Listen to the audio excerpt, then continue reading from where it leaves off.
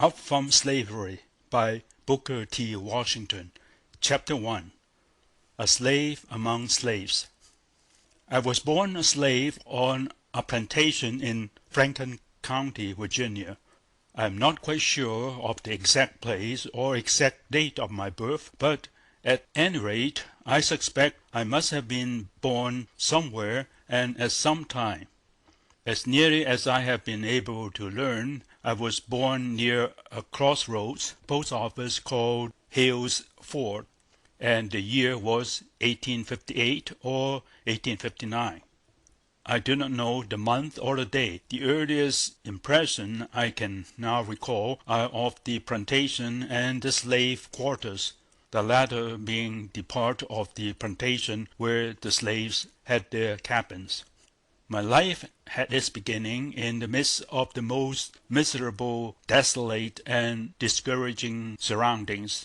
They were so, however, not because my owners were especially cruel, for they were not, as compared with many others. I was born in a typical log cabin about 14 by 16 feet square. In this cabin I lived with my mother and a brother and sister till after the Civil War, when we were all declared free. Of my ancestry I know almost nothing. In the slave quarters, and even later, I heard whispered conversations among the colored people of the tortures which the slaves, including, no doubt, my ancestors on my mother's side, suffered in the middle passage of the slave ships, which being conveyed from Africa to America. I have been unsuccessful in securing any information that would throw any accurate light upon the history of my family beyond my mother. She, I remember, had a half-brother and a half-sister. In the days of slavery, not very much attention was given to family history and family records, that is, black family records. My mother, I suppose, attracted the attention of a purchaser who was afterward my owner and hers. Her addition to the slave family soon attracted about as much attention as the purchase of a new horse or cow. Of my father I know even less than of my mother. I do not even know his name.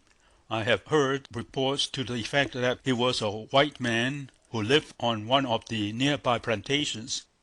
Whoever he was, I never heard of his taking the least interest in me or providing in any way for my rearing. But I do not find especial fault with him. He was simply another unfortunate victim of the institution which the nation unhappily had engrafted upon it at that time. The cabin was not only our living place, but was also used as the kitchen for the plantation. My mother was the plantation cook. The cabin was without glass windows. It had only opening in the side which let in the light, and also the cold, chilly air of winter. There was a door to the cabin, that is, something that was called a door, but the uncertain hinges by which it was hung, and the large cracks in it, to say nothing of the fact that it was too small, made the room a very uncomfortable one.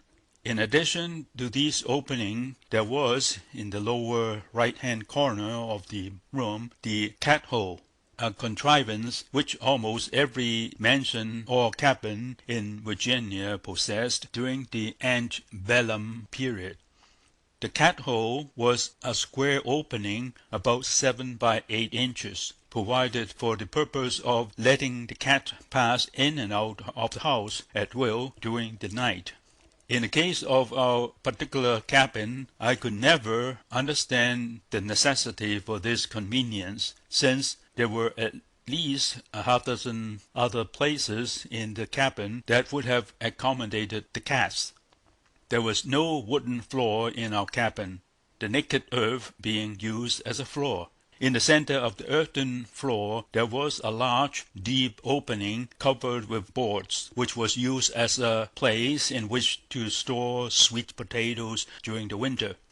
An impression of this potato hole is very distinctly engraved upon my memory, because I recall that during the process of putting the potatoes in or taking them out, I would often come into possession of one or two, which I roasted and thoroughly enjoyed. There was no cooking stove on our plantation, and all the cooking for the whites and slaves my mother had to do over an open fireplace, mostly in pots and skillets, while the poorly built cabin caused us to suffer with cold in the winter. The heat from the open fireplace in summer was equally trying. The early years of my life, which were spent in the little cabin, were not very different from those of thousands of other slaves. My mother, of course, had little time in which to give attention to the training of her children during the day. She snatched a few moments for our care in the early morning before her work began, and at night after the day's work was done.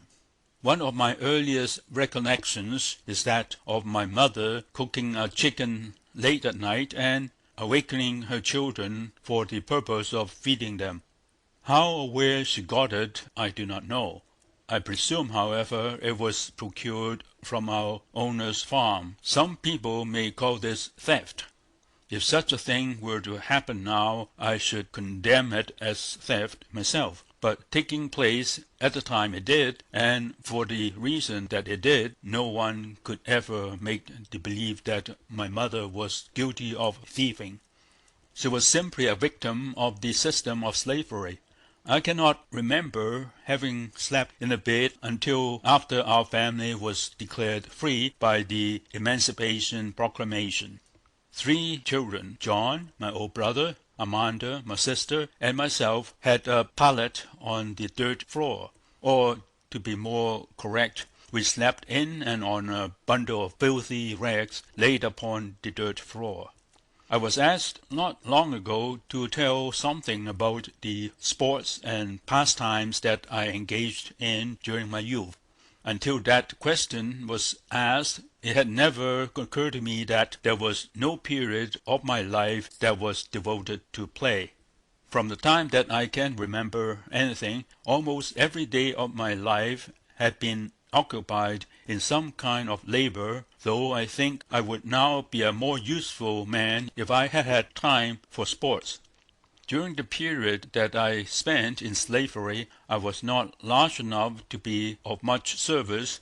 Still, I was occupied most of the time in cleaning the yards, carrying water to the men in the fields, or going to the mill, to which I used to take the corn once a week to be ground. The mill was about 3 miles from the plantation. This work I always dreaded. The heavy bag of corn would be thrown across the back of the horse, and the corn divided about evenly on each side. But in some way, almost without exception, on these trips, the corn would so shift as to become unbalanced and would fall off the horse, and often I would fall with it. As I was not strong enough to reload the corn upon the horse, I would have to wait, sometimes for many hours, till a chance passer-by came along who would help me out of my trouble.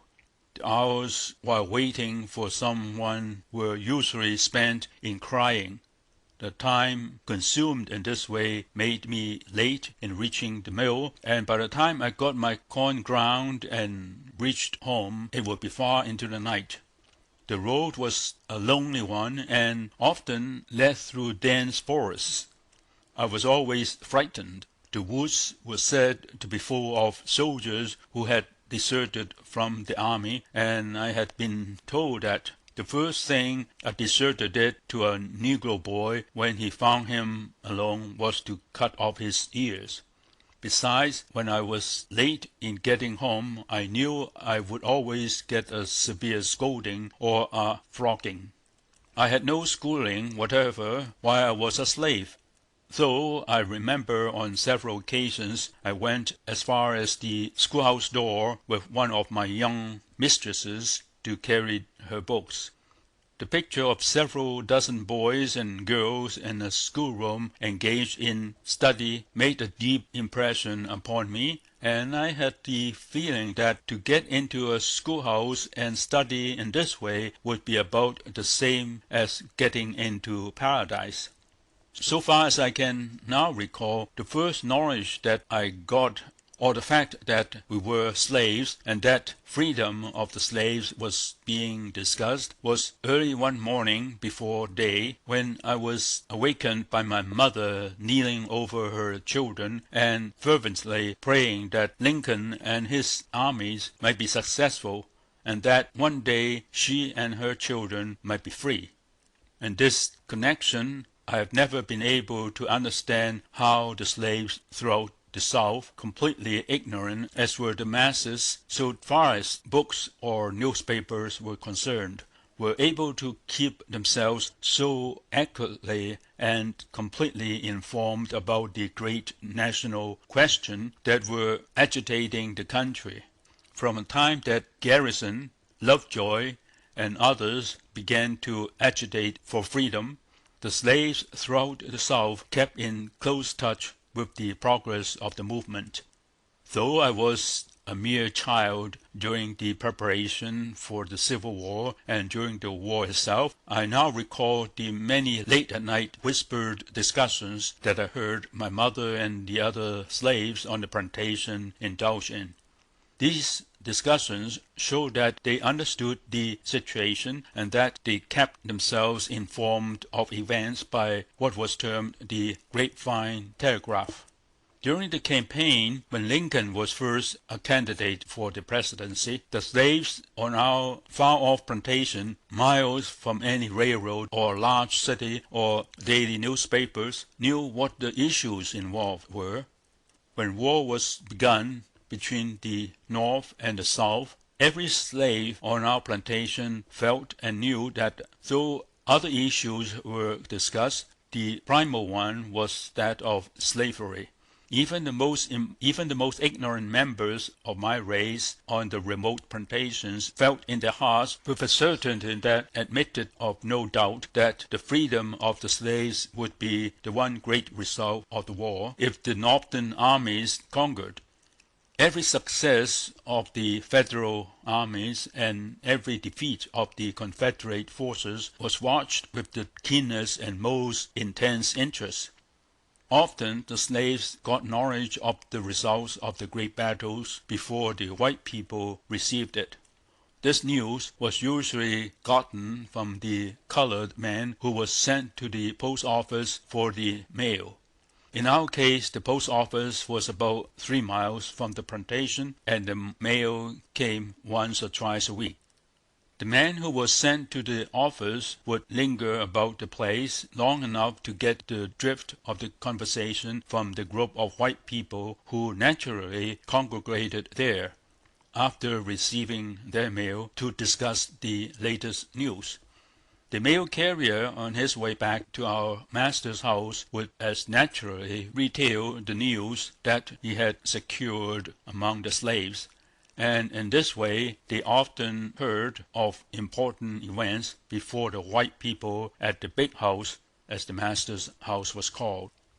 I cannot remember a single instance during my childhood or early boyhood when our entire family sat down to the table together and God's blessing was asked, and the family ate a meal in a civilized manner.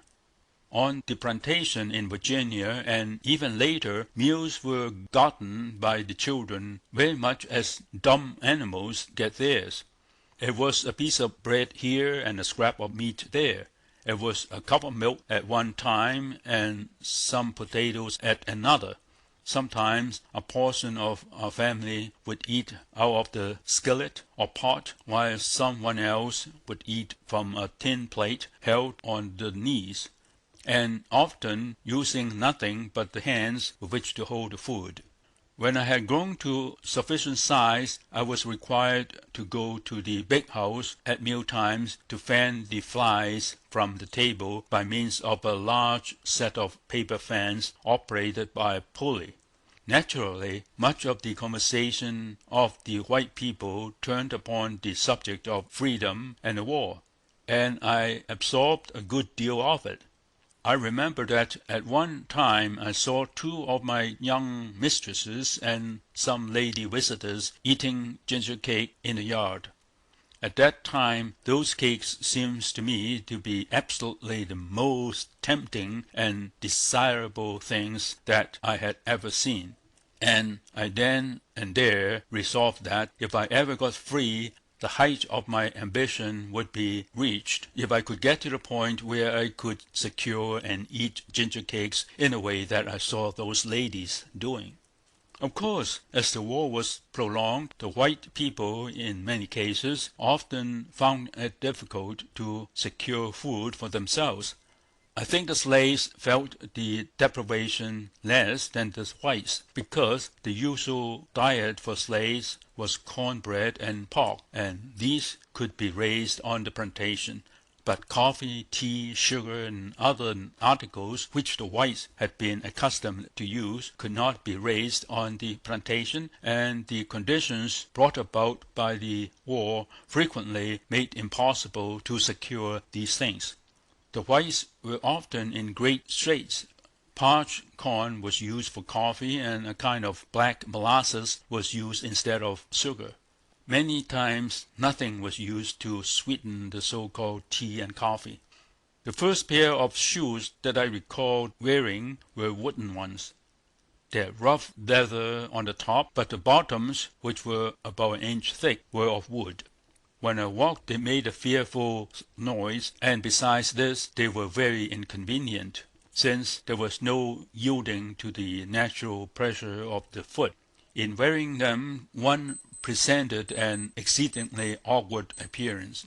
The most trying ordeal that I was forced to endure as a slave boy, however, was the wearing of a flax shirt. In the portion of Virginia where I lived, it was common to use flax as part of the clothing for the slaves. That part of the flax from which our clothing was made was largely from the refuse, which, of course, was the cheapest and roughest part. I can scarcely imagine any torture, except perhaps the pulling of a tooth, that is equal to that caused by putting on a new flax shirt for the first time. It is almost equal to the feeling that one would experience if he had a dozen or more chestnut burns, or 100 small pinpoints in contact with his flesh. Even to this day I can recall accurately the tortures that I underwent when putting on one of these garments. The fact that my flesh was soft and tender added to the pain, but I had no choice. I had to wear the flax shirt or none, and had it been left to me to choose, I should have chosen to wear no covering. In connection with the flax shirt, my brother John, who is several years older than I am, performed one of the most generous acts that I ever heard of one slave relative doing for another. On several occasions, when I was being forced to wear a new flax shirt, he generously agreed to put it on in my stead, and wear it for several days till it was broken in. Until I had grown to be quite a youth, this single garment was all that I wore. One may get the idea from what I have said that there was bitter feeling toward the white people on the part of my race, because of the fact that most of the white population was away fighting in a war which would result in keeping the Negro in slavery if the South was successful. In the case of the slaves on our place, this was not true, and it was not true of any large portion of the slave population in the South, where the Negro was treated with anything like decency. During the Civil War, one of my young masters was killed, and 2 were severely wounded. I recall the feeling of sorrow which existed among the slaves when they heard of the death of Marse Billy. It was no sham sorrow, but real. Some of the slaves had nursed Marse Billy, others had played with him when he was a child.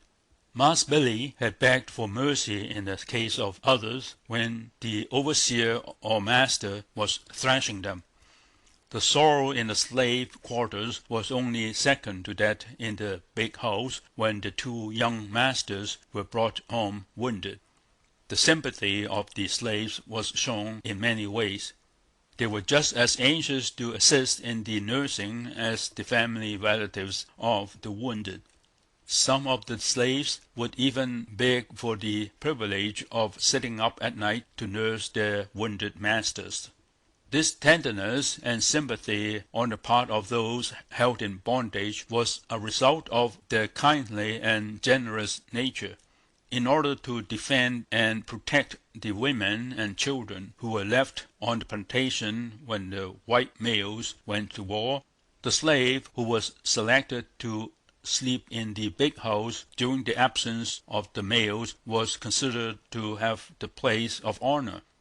Anyone attempting to harm young mistress or old mistress during the night would have had to cross the dead body of the slave to do so. I do not know how many have noticed it, but I think that it will be found to be true that there are few instances, either in slavery or freedom, in which a member of my race has been known to betray a specific trust. As a rule, not only did the members of my race entertain no feeling of bitterness against the whites before and during the war, but there are many instances of Negroes tenderly caring for their former masters and mistresses who, for some reason, have become poor and dependent since the war. I know of instances where the former masters of slaves have for years been supplied with money by their former slaves to keep them from suffering. I have known of still other cases in which the former slaves have assisted in the education of the descendants of their former owners. I know of a case on a large plantation in the South in which a young white man, the son of the former owner of the estate, has become so reduced in purse and self-control by reason of drink that he is a pitiable creature. And yet, notwithstanding the poverty of the colored people themselves on this plantation, they have for years supplied this young white man with the necessities of life. One sends him a little coffee or sugar, another a little meat, and so on. Nothing that the colored people possess is too good for the son of old Mass Tom, who will perhaps never be permitted to suffer while any remain on the place who knew directly or indirectly of old Mass Tom. I have said that there are few instances of members of my race betraying a specific trust. One of the best illustrations of this which I know of is in the case of an ex-slave from Virginia whom I met not long ago in a little town in the state of Ohio. I found that this man had made a contact with his master, who 2 or 3 years previous to the Emancipation Proclamation, to the effect that the slave was to be permitted to buy himself by paying so much per year for his body, and while he was paying for himself, he was to be permitted to labor where and for whom he pleased. Finding that he could secure better wages in Ohio, he went there. When freedom came, he was still in debt to his master some $300. Notwithstanding that the Emancipation Proclamation freed him from any obligation to his master, this black man walked the greater portion of the distance back to where his old master lived in Virginia, and placed the last dollar with interest in his hands. In talking to me about this, the man told me that he knew that he did not have to pay the debt, but that he had given his word to the master, and his word he had never broken. He felt that he could not enjoy his freedom till he had fulfilled his promise. From some things that I have said, one may get the idea that some of the slaves did not want freedom. This is not true. I have never seen one who did not want to be free, or one who would return to slavery. I pity from the bottom of my heart any nation or body of people that is so unfortunate as to get entangled in the net of slavery. I have long since ceased to cherish any spirit of bitterness against the Southern white people on account of the enslavement of my race. No one section of that country was wholly responsible for its introduction, and besides, it was recognized and protected for years by the general government. Having once got its tentacles fastened on to the economic and social life of the Republic, it was no easy matter for the country to relieve itself of the institution. Then, when we rid ourselves of prejudice or racial feeling and look facts in the face, we must acknowledge that, notwithstanding the cruelty and moral wrong of slavery, the 10 million negroes inhabiting this country, who themselves or whose ancestors went through the school of American slavery, are in a stronger and more hopeful condition, materially, intellectually, morally, and religiously, than is true of an equal number of black people in any other portion of the globe. This is so to such an extent that Negroes in this country, who themselves or whose forefathers went through the school of slavery, are constantly returning to Africa as missionaries to enlighten those who remained in the fatherland. This I say not to justify slavery. On the other hand, I condemn it as an institution, as we all know that in America it was established for selfish and financial reasons, and not from a missionary motive. But call attention to a fact, and to show how Providence so often uses men and institutions to accomplish a purpose. When persons ask me in these days how, in the midst of what sometimes seemed hopelessly discouraging conditions, I can have such faith in the future of my race and this country, I remind them of the wilderness through which and out of which a good Providence had already led us. Ever since I have been old enough to think for myself, I have entertained the idea that, notwithstanding the cruel wrongs inflicted upon us, the black man got nearly as much out of slavery as the white man did. The hurtful influences of the institution were not by any means confined to the Negro. This was fully illustrated by the life upon our own plantation. The whole machinery of slavery was so constructed as to cause labor, as a rule, to be looked upon as a badge of degradation, of inferiority. Hence, labor was something that both races on the slave plantations sought to escape. The slave system on our place, in a large measure, took the spirit of self-reliance and self-help out of the white people. My old master had many boys and girls, but not one, so far as I know, ever mastered a single trade or special line of productive industries. The girls were not taught to cook, sew, or to take care of the house. All of this was left to the slaves. The slaves, of course, had little personal interest in the life of the plantation, and their ignorance prevented them from learning how to do things in the most improved and thorough manner. As a result of the system, fences were out of repair, gates were hanging half off the hinges, doors creaked, window panes were out, plastering had fallen but was not replaced, weeds grew in the yard. As a rule, there was food for whites and blacks, but inside the house and on the dining room table there was wanting that delicacy and refinement of both of touch and finish which can make a home the most convenient, comfortable, and attractive place in the world. Withal, there was a waste of food and outer materials which was sad. When freedom came, the slaves were almost as well fitted to begin life anew as the master, except in the matter of book learning and ownership of property. The slave owner and his sons had mastered no special industry. They unconsciously had imbibed the feeling that manual labor was not the proper thing for them. On the other hand, the slaves in many cases had mastered some handicraft, and none were ashamed and few unwilling to labor. Finally, the war closed, and the day of freedom came.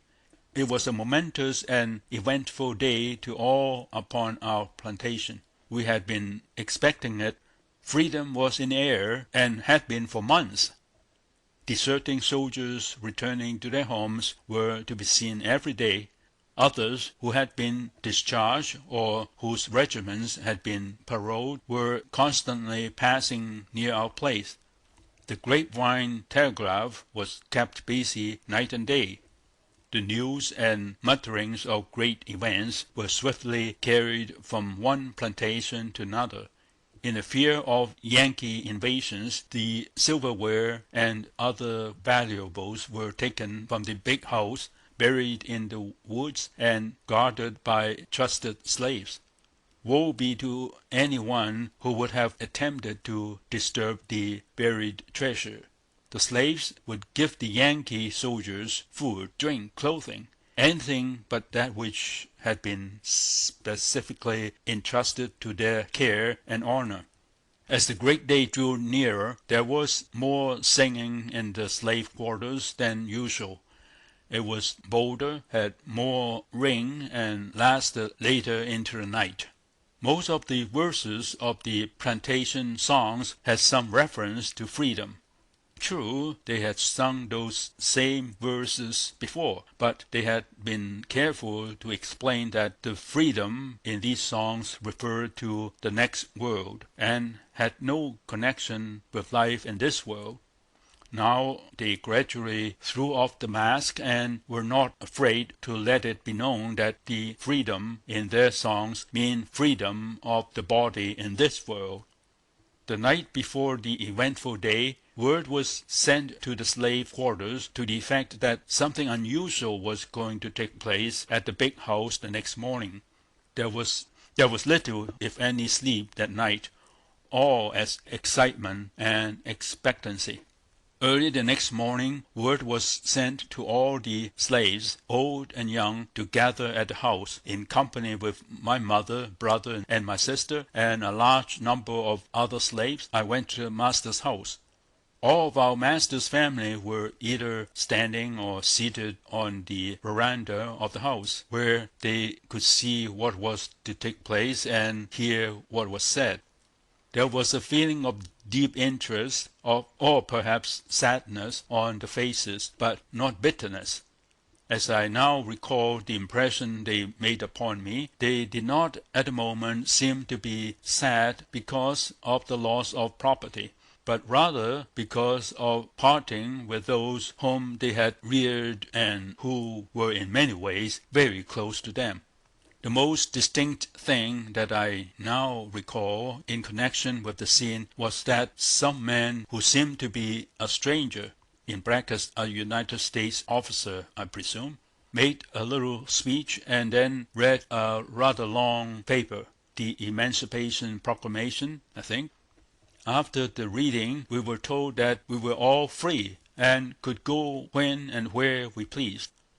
My mother, who was standing by my side, leaned over and kissed her children while tears of joy ran down her cheeks. She explained to us what it all meant, that this was the day for which she had been so long praying, but fearing that she would never live to see. For some minutes there was great rejoicing and thanksgiving and wild scenes of ecstasy, but there was no feeling of bitterness. In fact, there was pity among the slaves for our former owners.